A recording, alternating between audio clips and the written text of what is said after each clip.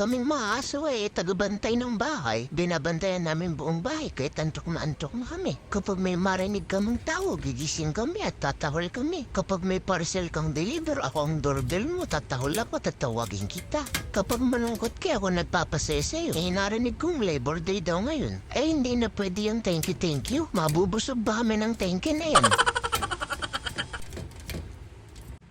Simula nung nauso ang pag-reveals, kaming mga tao, mga aso, ay kasama na rin sa mga video. Ewan ko ba dito sa nanay ko, kahit natutulog ako, binibidyo ako. Nakita tuloy ng buong mundo kung paano ang itsura ko kapag natutulog ako.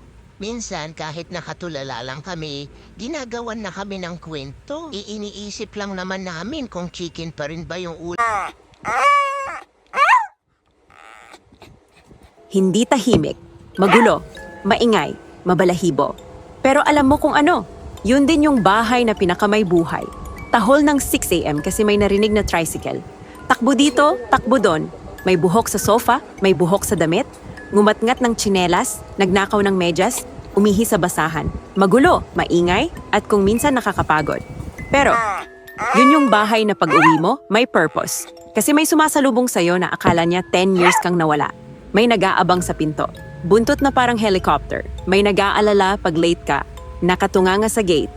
May nagmamahal sa'yo kahit amoy pawis ka, kahit bad trip ka, at kahit wala kang pera. Mas pipiliin ko yung ingay ng asong masaya akong nakikita. Mas pipiliin ko yung gulo na may kasamang pagmamahal. Mas pipiliin ko yung buhok sa damit kesa sa bahay na malinis nga pero malungkot naman. Ang bahay na walang aso parang hotel, malinis, tahimik, organized, pero walang yumayakap sa'yo pag pagod ka. Walang sumasalo ng lungkot mo. Walang nagpapasaya at nagmamahal sa'yo. Kaya sa susunod na mainis ka kasi maingay si Doggy, isipin mo, buti na lang maingay. Ibig sabihin, buhay siya. Ibig sabihin, masaya siya. Ibig sabihin, may kasama ka. Dahil ang pinakamalungkot na bahay, yung tahimik kasi wala nang naghihintay sa'yo. Sa madaling salita, gusto mo ng tahimik na buhay? Huwag ka mag-aso. Pero kung gusto mo ng buhay na puno ng pagmamahal, mag-alaga ka.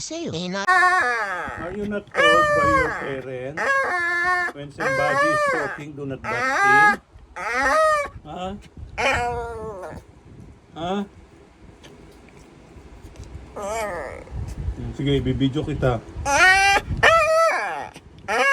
Sige.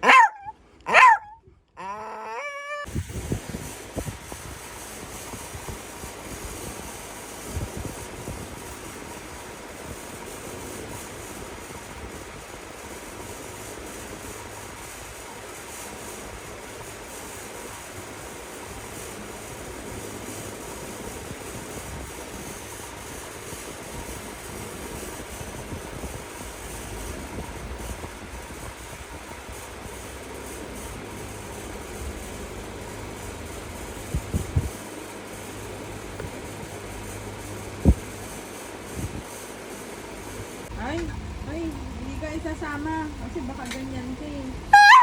Uy,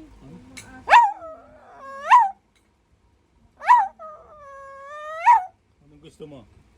What do you like? Ha? Huh?